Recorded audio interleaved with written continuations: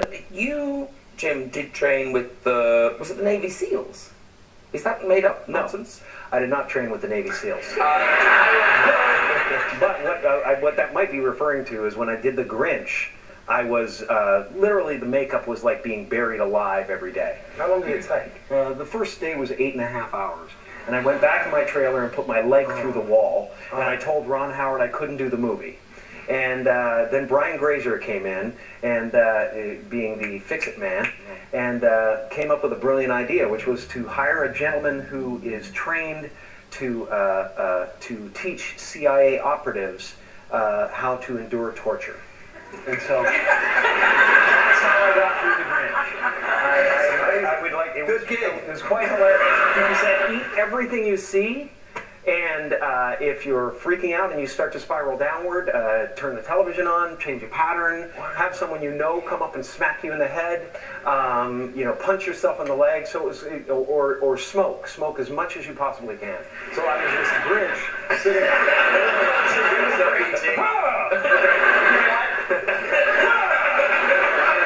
and this giant cigarette holder, so the yak hair wouldn't go on fire. The green yak hair that turned inward and went crack. Oh, it was horrifying. It was horrifying. I was just like, it's for the kids, it's for the kids, it's for the kids. How many months was that? I did the makeup 100 times. Good noise. And you know what got me through it? The Bee Gees. I'm not kidding you. The only thing that worked in the makeup chair to be calm through the process was everything the Bee Gees had ever done. I don't know why. They just made me happy. They made it possible. There'd be no Grinch without them. And now, Tamsin Gregg, in terms of acting and acting tips, was it Graham Linehan who made Black Books? He wrote and directed Black Books. Yeah, and he gave me the best piece of direction that I've ever been given. I was in a scene where I was in bed listening to the radio because the voice of the man reading the shipping forecast really turned me on. This is the work I do. So I was in bed and I had to be being turned on. And I was getting slightly embarrassed and shy. I was pregnant, I was feeling mad, as you are. And Graham came over to me and he said, okay, the noises that you're making, could you make the noises that you might make getting into a hot bath? And that was it. I was like,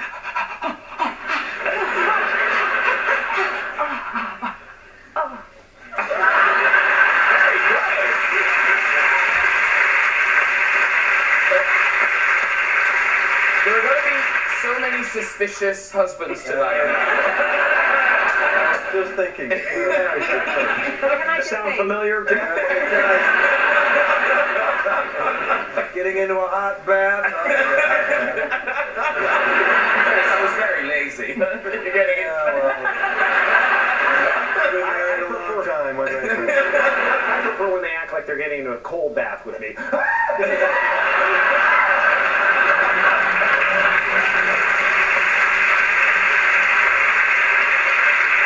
Listen, we've got lots to talk about tonight, but let's begin by celebrating the return after 20 years of Dumb and Dumber, ladies and gentlemen. There you go.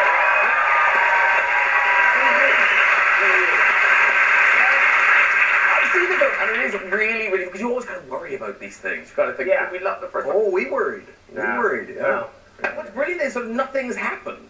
Nothing has happened. They haven't grown in any way whatsoever. There will not be an arc to these characters. I mean, Jude does research. You research your role. Sometimes, yeah. There is none. All information. All information. They haven't grown an ounce of intelligence in 20 years. Right. And are there tricks to get into the character? Like, when you get on set, is there just... He has a physical thing that he does with his... Again, no research. Yeah. I just...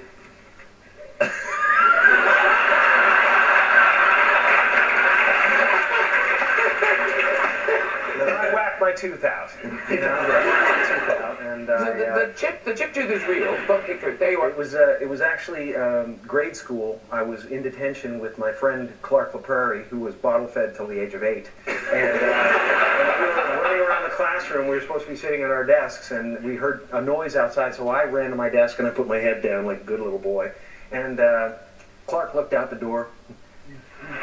and saw no one was coming, and then took a beeline across the classroom, did a cannonball on my head, and my tooth hit the desk. And the nun put it inside an envelope and said, "Jesus loved your teeth." And sent me home. So it was literally like just a little side order of guilt with the pain, and you know, without Clark LaPrairie. You know? Hey, listen, we've got a clip from Dumb Number 2. The movie opens next Friday all over the place. And now this is the two of you. Actually, we haven't really... Should we talk about the story a little bit before we see this clip? That's important. We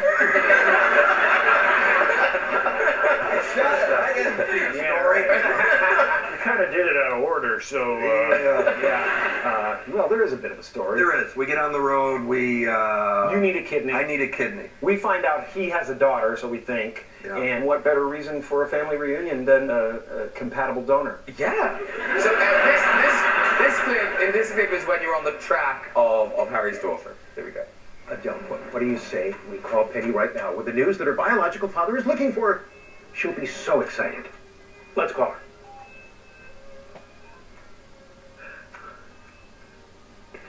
It's ringing.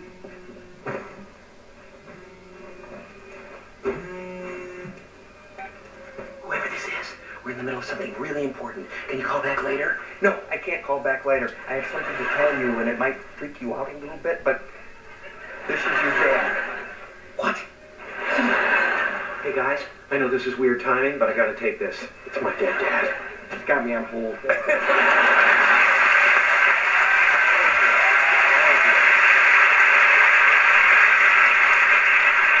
Going back to the first movie, 1994, for you, Jim Carrey, that was an extraordinary year. I mean, it wasn't just Dumb and Dumber, it was Ace Ventura, it was The Mask. But I couldn't really enjoy it, you know, because I was so stoned. But now I'm clear-headed, and I'm really enjoying myself. I'm really having a good time. Well, what I like is, you know, on the show, I mean, people have, you know, glittering careers, but your career, you know, there's often that combination of kind of luck and talent. But your career, particularly that year, Pure it seemed talent, like, but it seemed like you really did that.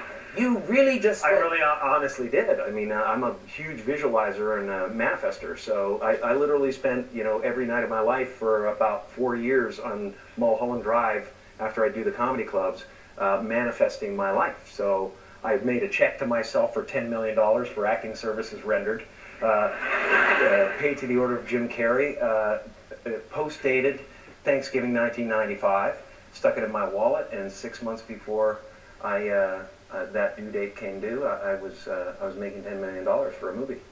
I mean, it's an incredible story.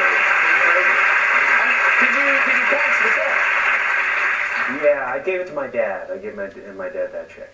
Wow. Yeah, I mean, it's crazy. It's crazy. It was an Irish teacher I had in the second grade who said, you know, whenever I want something, I pray to the Virgin Mary and I ask her to ask God for it, and you know, I promise something in return and I get whatever I want.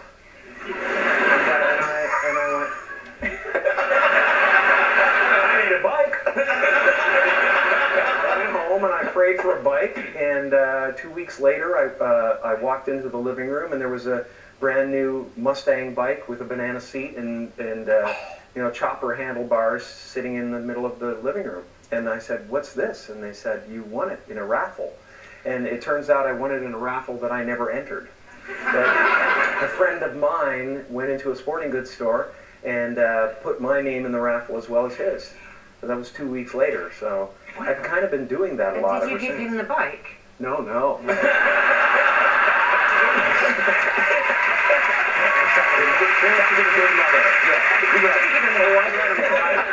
I let him ride it a couple of times. And what's extraordinary is now that you're a dad yourself, you're a granddad, unbelievably. I am a granddad, Yeah, yes. granddad, yeah. But I tell him, don't call me grandpa, because every time, and it's hilarious, because he'll just keep doing it because it bothers me. You know, I say, don't call me grandpa, and he'll go grandpa, and every time he calls me, I get a little older.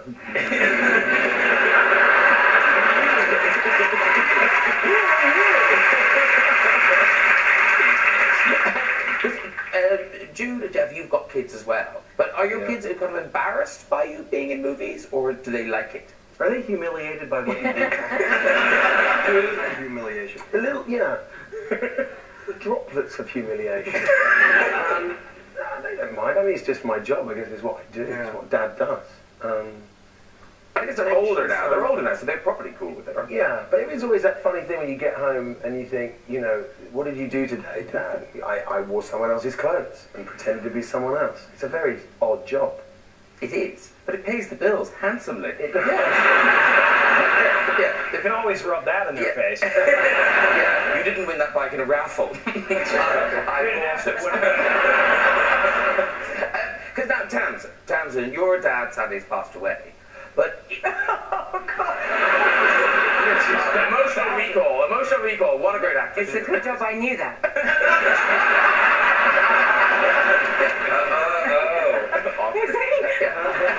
But no, but is this true that he gave you advice on his deathbed? Yeah, I didn't know it was his deathbed. I mean, it was in a hospital, so I should have guessed. I don't usually have that printed on. They don't have that thing hanging on. Bring the deathbed in. You know, he was 92, so, you know, it was creeping up on him. Mind you, he had taught me two things in his life before his deathbed, which was one was to bowl a cricket ball, so I'm a pretty proficient cricket bowler, and also he taught me to do one impression of a scared pig. And on his deathbed... Can I just say, no, you can't just walk past. He taught me to do an impression of a scared pig. I think we would like to see the impression of a scared pig. Well, it's not so much seeing as the hearing. Listen, I'm on a sofa with Jim Carrey. You can't All right. do impressions. Absolutely, you can. You got a scared pig in the catalog. No, I have a Saint Bernard. That's really similar. Yeah, if you do your scared pig, I'll do my Will you Saint do Bernard. yours? Yeah. Okay, scared pig. It's really hard to do when you're laughing. Right.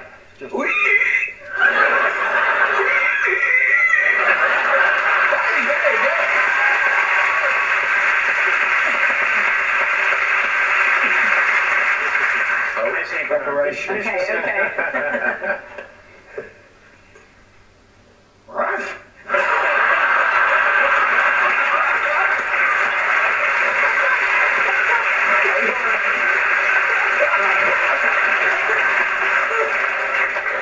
Don't worry about that Ebola thing. I think it's all cool right now. Oh, that's your water. I'm sorry. We still haven't got to the words of advice on the deathbed. Okay, so, you know when you feel that moment sort of just tickling up your spine, you think this is it, this is the moment when the thing gets passed on. And he looked at me and he said, now look, don't do what your mother did. And I was thinking he'd say something like, don't marry an old fool like me or something. He said, don't do what your mother did. He said, don't let yourself go.